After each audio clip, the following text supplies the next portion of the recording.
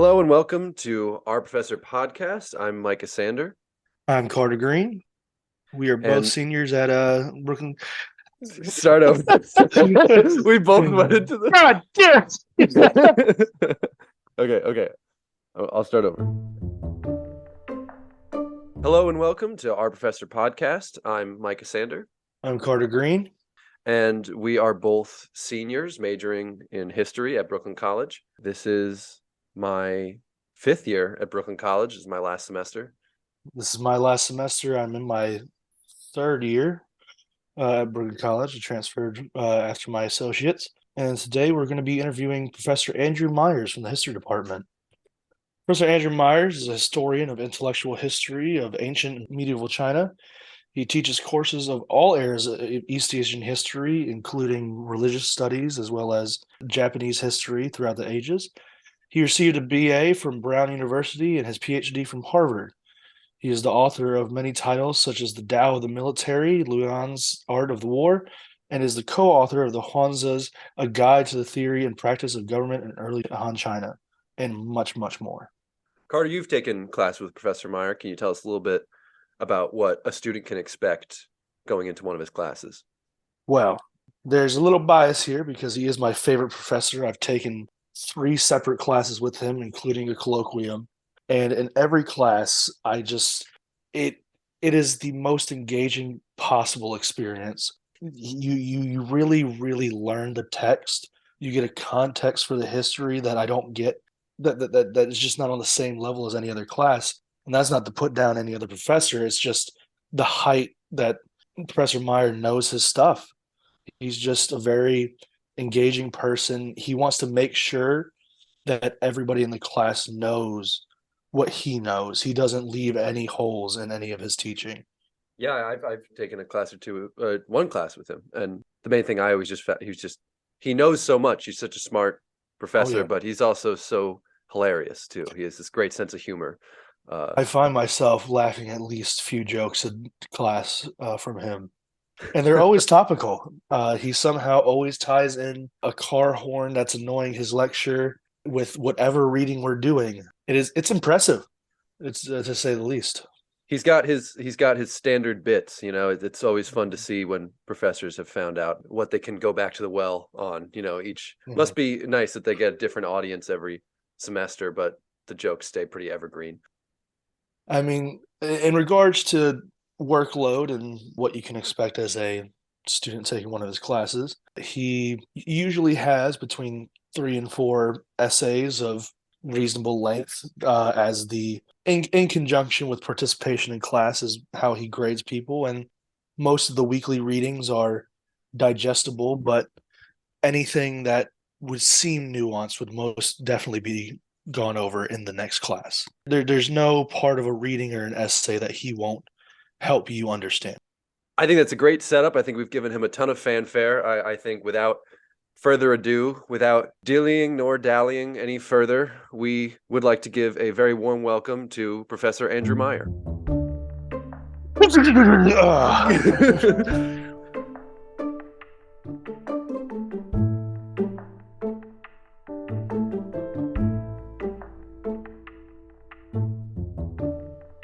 So we'll just start with the first question then. Professor Meyer, why did you get into your particular area of study? Did it change while you were in school? And at any point in your education, was there a particularly important professor or mentor that really guided you? I know it's 3 questions at once, but take whatever you want out of that. Yeah. No, that's those are all good questions. I think that some parts of my story are pretty conventional for people who go into academia. Some are a little bit unusual. I think the conventional part is that I always loved history from when I was, very little. I mean, like really little. Something about reading about the past always excited my imagination. I was always very interested and curious about all different dimensions of ancient history and medieval history and modern history and military history and all the kind of things that get kids excited. what drew me to the study of China, I had a kind of, I grew up in Rockland County, which is a suburb of the city. My family had moved there from Queens when I was little. And, it was a very standard kind of lower middle class suburb. And, people there, they respected education, of course, but there was this very, the Rockland County wasn't unusual in this respect. I think a lot of people have the same experience, that the messages that I got from my family and from my friends and even from people at school, like guidance counselors, was, well, when you're going to college, you have to know how your degree is going to get you a job, right? And studying history, well, people who study history starve. And that's sort of what people tell you, right? Which is, of course, we know, ridiculous. But at the time, I didn't know, right? That was what everybody was telling me. So I thought, okay, I know I love studying history. I want to study history, but how can I make this pay somehow? And I'm going into college in 1985. And, in 1985, 1984, Deng Xiaoping was Time Magazine's Man of the Year. He was the leader of China who had opened China's doors and opened the possibility of trade between the United States and China. People were very excited back then. It was a very different climate back then than it is now, with where we're all ready to go to war over Taiwan, right? But back then, everyone was very bullish about the future of Chinese-American relations. And everybody, I mean, if I had $1 for everyone who told me about how rich you could get selling a tube of toothpaste to every one of 1 billion people in China, right? And I thought, okay, if I become an East Asian studies major, that will allow me to study all of the things I love, history and literature and philosophy. And I'll learn Chinese. That was one of the aspects of the program. You had to study Chinese. And, I'll come out. I only had a vague sense of what I would do with that, right? How that would lead to a job. But that was my idea going in. And I, of course, almost immediately, as soon as I took my first class on Chinese history, I didn't really know anything about China before that. I had studied a lot of European history and American history, but I was completely captivated. And I spent a year in China as an undergraduate, part of the year in Taiwan and part of the year in Beijing. And I had professors, who really encouraged me, said, look, you have a real talent for this and you should apply to graduate school. So I guess that's this, and this has been I'm sorry, I'm taking a very long time answering what was a simple question, but I guess I've had so many professors and so many teachers who've influenced me over the years. I've been very fortunate in that, but perhaps the single person who had the greatest impact on my career was a professor that I studied with in college named Harold Roth. He still teaches at Brown. He's really the one who took me aside and said, Andy, you should really apply to graduate school. He actually took me to an academic conference that was held at a mansion in southern Maine that had been, it had been donated to Bowdoin College by the Goodrich family. And it was just an amazing experience for an undergraduate. And I actually met the professor who would become my graduate advisor at that conference. He, of course, Peter Bowl, was another person who really shaped my approach to the study of history. So I've been really, really very, very fortunate in that regard. That's sort of the last part of your question is, did it ever change? That's really, I think, what's unusual for me is it didn't really change. I made this almost arbitrary decision to study Chinese history in my freshman year of college, and I've been doing it ever since. I think it's awesome that you knew right away. So with your work in ancient China, you work with a lot of ancient texts. Like most of them are within the realm of 2,000 years old, even older. You've written books on the art of war and the Huainanzi. You walk us through some of the benefits and problems that you find yourself running into when you work with texts that have been interpreted over and over and over and over again. And do you find it really hard to find your own niche, your own personal interpretation of these really ancient works? That's an excellent question. And my answer, I fear, is going to make me sound very arrogant. But I mean, and I think that one of my biggest advantages in the field that I've chosen is having the perspective of a deep outsider, right? I'm not someone I didn't know any Chinese until I walked into a college classroom at the age of 18. I knew very little about China at all. I came to all of this material with, relatively few preconceptions. Of course, not no preconceptions, because there are a lot of myths about China and biases and preconceptions about China that just sort of float around in our popular culture here in the U.S., right? And I had been exposed to those, and in looking at texts like the Sunzi, the Art of War by Master Sun, and the Huainanzi, it's true. Like they've been studied and studied and studied again over many centuries, and of course, all of the work that I've done, mine is a typical case of standing on the shoulders of giants, because none of what I've done would have ever been possible without the prior work of Chinese linguists and philologists and commentators, and hundreds of scholars from whose work I've benefited. But part of, I think, what helped is that both my work on the Art of War by Master Sun and my work on the Huainanzi was done in collaboration with other scholars. I first looked at the Sunzi with my graduate school classmate, Andrew Wilson, who teaches at the Naval War College in Greenwich. And I was part of a team of scholars who worked for about a dozen years on translating the Huainanzi. That included my mentor and friend, Harold Roth, who I already told you guys about. That's been a very, very significant relationship, because he not only taught me as an undergrad and guided me to apply to graduate school, but after I came out of graduate school, we've had a very, intense collaboration on the Huainanzi and other. We're actually working on a translation of the Tao Te Ching now, but with Harold Roth, John Major, Sarah Queen, the four of us, worked together pretty intensively. We were joined at times by Michael Pewitt, Judd Murray, Jay Saley.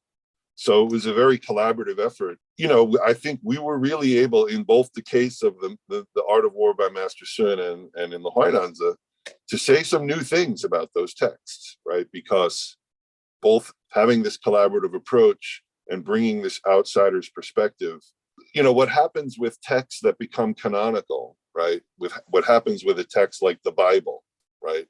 Is that its uses become kind of fixed, right? And the way people read it can, sort of calcify, right? Because they're not really reading it as a book. They're reading it as an artifact, a talisman that has a particular function, right? And sometimes if you're coming to one of these texts as a complete outsider, and you're not, wedded to those conventions and those assumptions, you can begin to see things that have sort of been lost, that have been forgotten. I think in both the case of the Art of War by Master Sun and the Huainanzi, we managed to sort of unearth, almost kind of archaeologically, some of the things that were going on in those texts when they were originally produced, that have sort of been, if not forgotten, then in a sense, sort of left out of the record, or read out of the discussion, the discourse that surrounds those texts. What difficulties, if any, have come up in working in your field over time as the relationship between the U.S. and China has grown more complex, to say the least? Do you see your work as a way to bridge some sort of gap as the two countries are sort of vying for an edge over each other? Do you feel that your work has a role in this larger conversation of geopolitical competition? That's an excellent question, and I do. I mean, look, I'm a very small fry, so I don't have any illusions about how much anyone in the halls of power in either here in the U.S. or in China cares about my opinion. In all honesty, so far, the politics of Chinese-US relations haven't really impacted me so much. The last time I went to China was in 2019, right before the pandemic.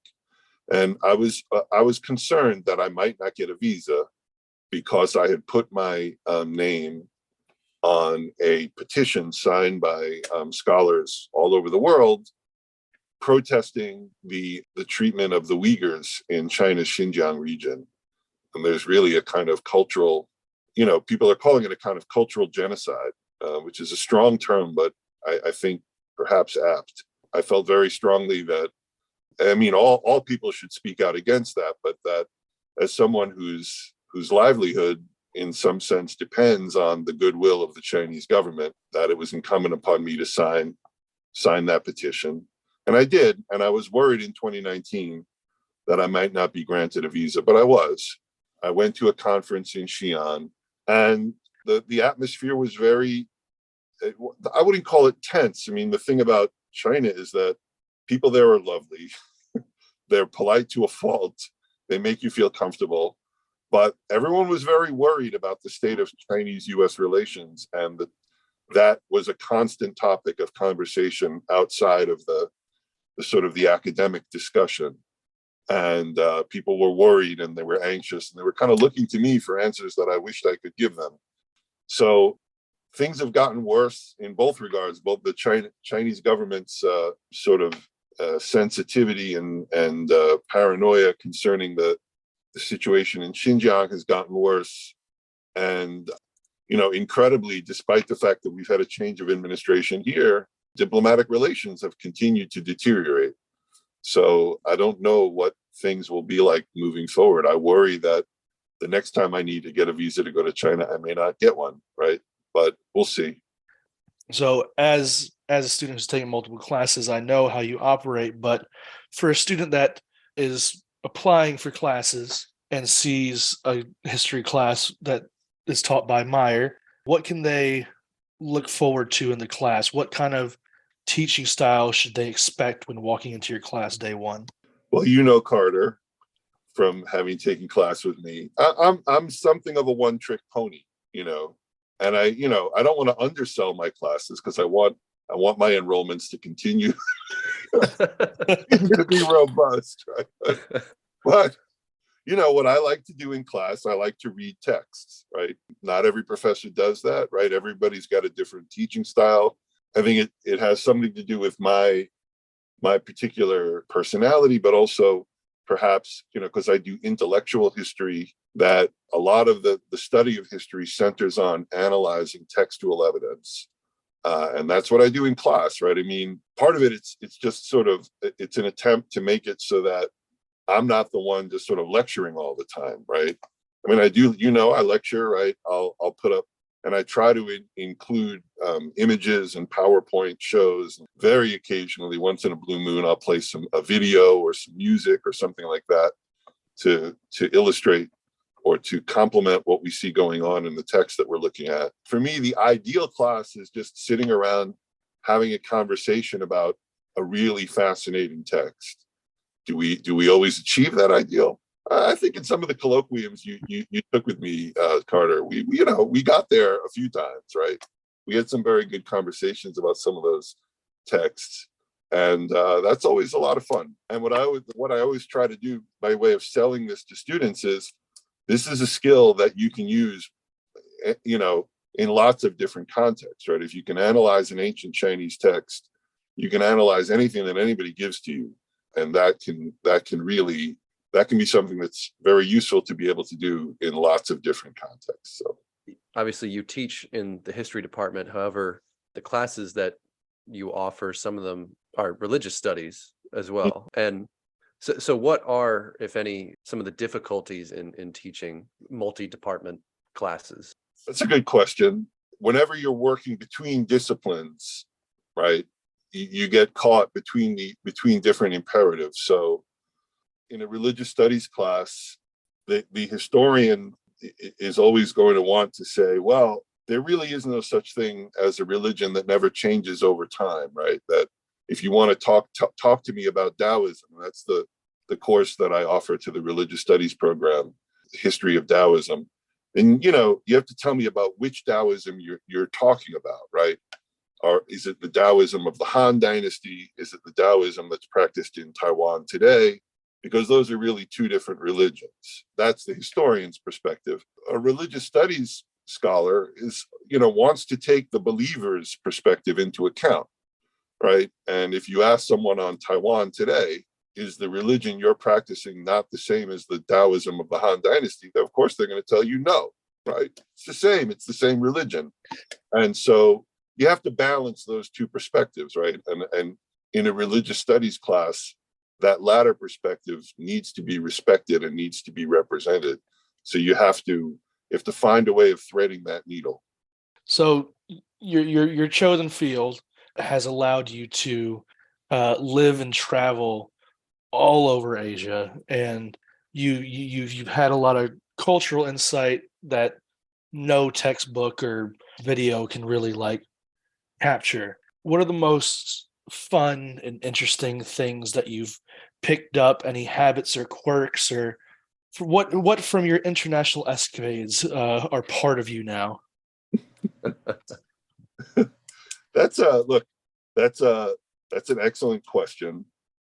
Obviously, the most durable, I wouldn't call it a habit, but the most durable skill that I picked up from my travels was being able to speak Chinese.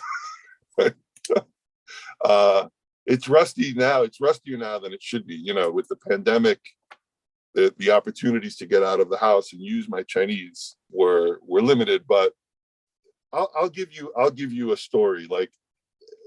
One of the things, I think one of the main benefits of travel is that it really does give you an appreciation of cultural difference. I mean, ideally, a college class can also give you an appreciation of cultural difference. But, if you can combine the two, it's great, right? Because when you go to a place that has a very different culture, the differences are made concrete for you in interesting ways. So I'll give you an example.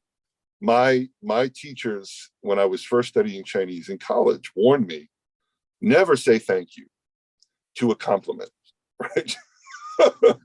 When you're in China, people are going to compliment your Chinese all the time. It doesn't matter how badly you speak it.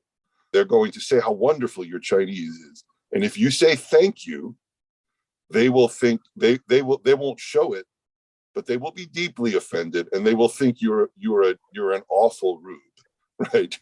So I took that to heart, and I followed that advice. And people would say, oh, ni han yu shuo de han hao, and I would say, nali, no. It's terrible. And as my Chinese improved, I continued, and to this day, if anyone compliments my Chinese, no. So one time I was having a discussion with some people in Taiwan. I was dating a young American woman, and at some point in the conversation, someone turned and said, your girlfriend is very beautiful. And she also spoke Chinese. So she had heard exactly what the person had said. And I looked at my girlfriend, and I looked at the person, and I said, thank you. What was I going to do? Someone took me aside later and said, someone makes a compliment of your girlfriend like that, you really shouldn't say thank you. That was ridiculous.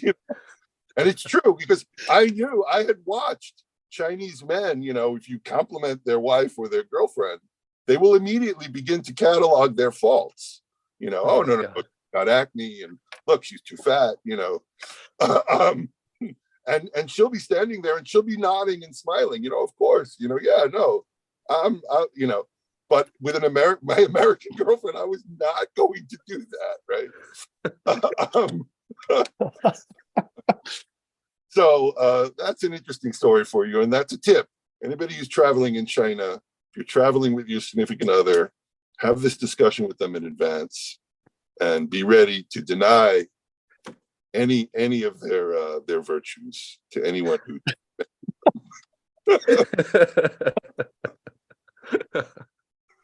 Is there current work that you're looking forward to? Maybe new classes or ongoing research or an upcoming project? You mentioned the Tao Te Ching. Yeah, well, that's been exciting. The work that's been preoccupying me the most, I'm going on leave in the fall, and it's for the purpose of completing a book. I got a contract to begin work on this book in 2009. And I've been working on it since then. It's a history of the Warring States period, and I hope to deliver it to my publishers by January 1st. And I'm both very a little bit stressed by the work, but also excited to see that project finally come to completion. It was actually a student at Brooklyn College who really initiated that project. His name was Greg Taylor. He was an MA student. He died of cancer about 5 or 6 years ago. But he introduced me, I was having trouble getting some of my work published at the time. He said, well, look, I know a friend who knows a literary agent, and he actually, sort of discussed with me what type of project proposal I could give to this literary agent, and set me up with her. And she's the one who helped me negotiate the contract. So it's really Greg who set the ball rolling on this. I'm sorry it's taken me so long that he won't get to see it, but that's really what I'm most excited about right now. I look forward to it. I hope I can grab a copy when you finally publish it. I will save one, Carter. Oh, thank you. I would like one too, even though I'm more of a novice to the field. I would like one as well. I'll ask for your autograph too. Very good. The last little section we have here is our quick 5 questions. It's very no thinky, just first thing that comes to your mind, simple questions, just so that people can get to know you a little more as a person instead of a professor. So are you ready? I'm ready. All right. Favorite book?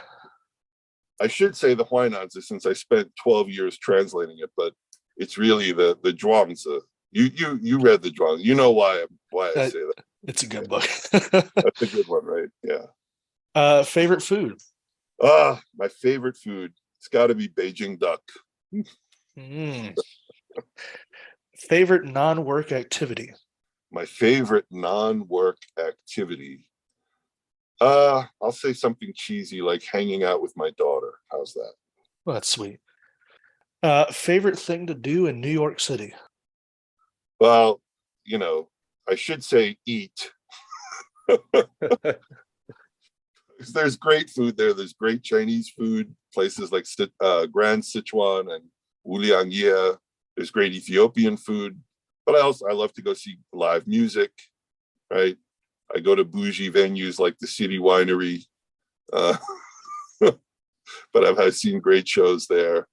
And yeah. Oh, and of course, Broadway. I love going to Broadway. Yeah, well, speaking of, the last question is favorite music genre? Rock and roll, baby. My favorite group is the Rolling Stones. Hey, classic. Hell yeah. Thank you so much. This interview has been fantastic. I know you very well from taking multiple classes with you, but I still learned so much from this interview. You've been more than amazing. Thank you so much, Professor Meyer. This was really fun for us. Yeah. Well, it's been a pleasure, and you guys are really doing a service to the department by putting this all together. So I thank you on all of our behalf, students and faculty. Our Professor podcast was recorded with the permission of the Brooklyn College History Department and our student interviewees. We would like to thank both the students and the faculty for their contributions.